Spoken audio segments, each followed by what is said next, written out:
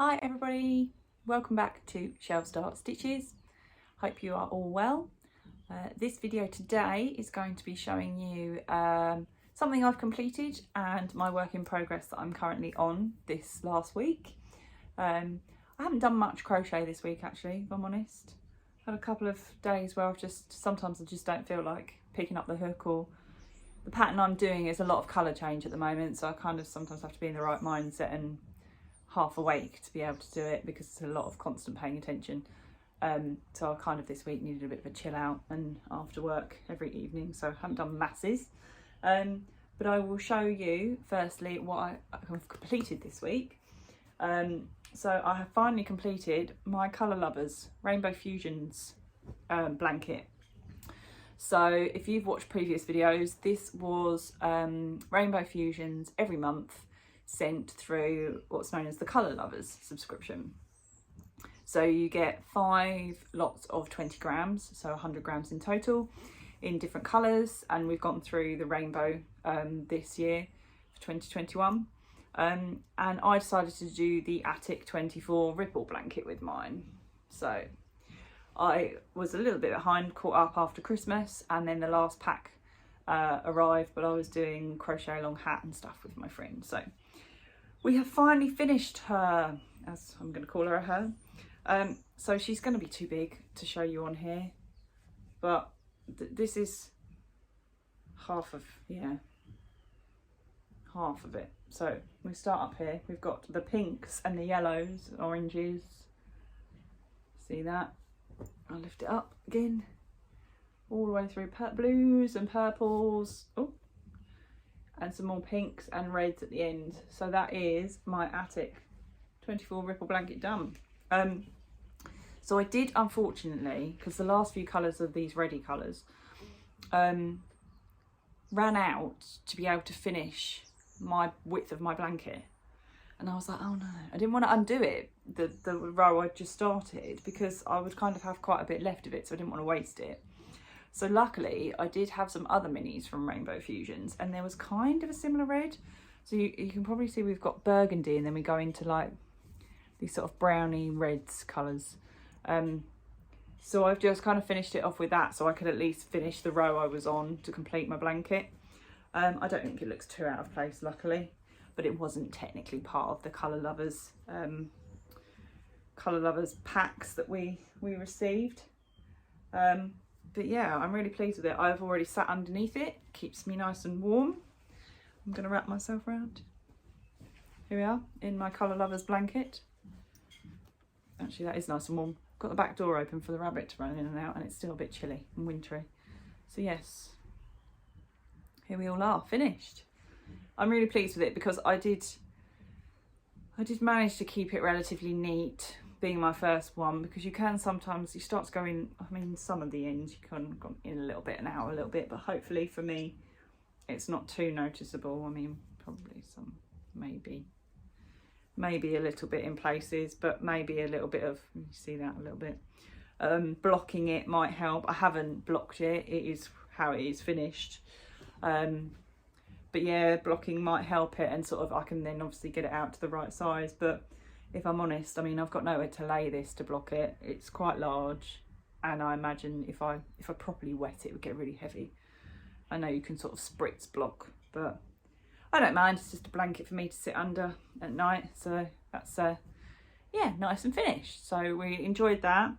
I know Karina is running a Kaleidoscope monthly club this year. I think same premise, it's like mini skeins of 20 grams. But I am doing a different club this year with Rainbow Fusions. I'm doing Galaxy Club, so that should be due imminently, because it's not last week of January they get shipped. So yeah, I will let you know when I get the new Galaxy Club. But that is my ripple blanket, all done. This week's project, we actually are starting on, I think I mentioned in the previous video, Toft had a few new releases around Chinese New Year, and this was, I ordered a kit of a tiger. It's called Dwi the Sundra Tiger. I will show you a picture and then show you where we've got to. So this is what we're going to be making. This is the Sundra Tiger. Obviously predominantly orange, but as you can see, very stripy. So it's a lot. This is what I've been working on, and why, yeah, a lot of colour change to get your head around. I started with the body because I thought, hello Jasper. No, Jasper coming along and deciding to nudge the whole video stand out of the way there. Sorry about that. Yeah, so lots of colour change here with the tiger in between the charcoal and the orange. That's what I was saying. I started with the body because I was a bit too scared to start with the legs, because they're small with colour change, and then you've got to make 4 of them. So we've done the body, which I'll show you here. Here is the body. As you can tell, I haven't stuffed it yet. I need to get my stuffing out from upstairs. So all my colour changing there. I didn't snip the yarns in between the colour changing. I've just kind of floated them. So there is, you won't be able to see, but inside I can feel the colour changes. So I have to be a bit careful when stuffing. I've tried to make sure I don't sort of crisscross so that I can't get the stuffing in. So that's the body. And then we've done 1 leg so far. Oh, come on, Mr. Jasper, out of the way. 1 leg, take that off. So we've got a little cream paw, and then we've changed, as you can see, quite small. We've done the colour changing throughout. So I have 3 more legs, and obviously head and ears and tail. This one, it's got loop, I believe it's loop stitching. Yeah, so his sort of mane, if you like, I was going to say beard then, but it's really not a beard. His mane is loop stitching, which I've only done before on the axolotls. That was my first time doing loop stitching. Somebody helpfully sent me a really good video to follow for that, so I'll have to dig that out again. I picked this because it's not too much loop stitching, it's just around his face. Toft do a Highland cow that is literally all loop stitching, and as much as I'd love to make it, it scares me. Again, because you have got to concentrate, but also it's, yeah, I'm a bit OCD with how I like things to look as well, so I'm not too sure I could quite master that yet, so we'll save that for another day. But yeah, we're enjoying him so far. It's just I need to pay attention when I'm making it, which sometimes after a long day at work, my brain can't fathom it. So I do pick it up when I know I'm going to be able to concentrate on it. But that's what we're making this week. And as you know, if you've watched my videos, I'm a serial finisher. So next week will be an update as to where we are, if we finished him or not. And exciting, 2 weeks yesterday, I am going to a wool and stitch festival called Unravel, which is in, I believe, Fareham in Hampshire, or Farnham. No, I think it's Farnham. I'll put a link up. I'm going to have to know where I'm going because I've got to drive there. I'm pretty sure it's Farnham, which has got like a GU postcode like Guildford, because Fareham is Hampshire. Yeah, we'll check that. It's called Unravel anyway. So it's going to have yarn shops and all sorts. They've got beads, they've got crochet, knitting, various different stalls.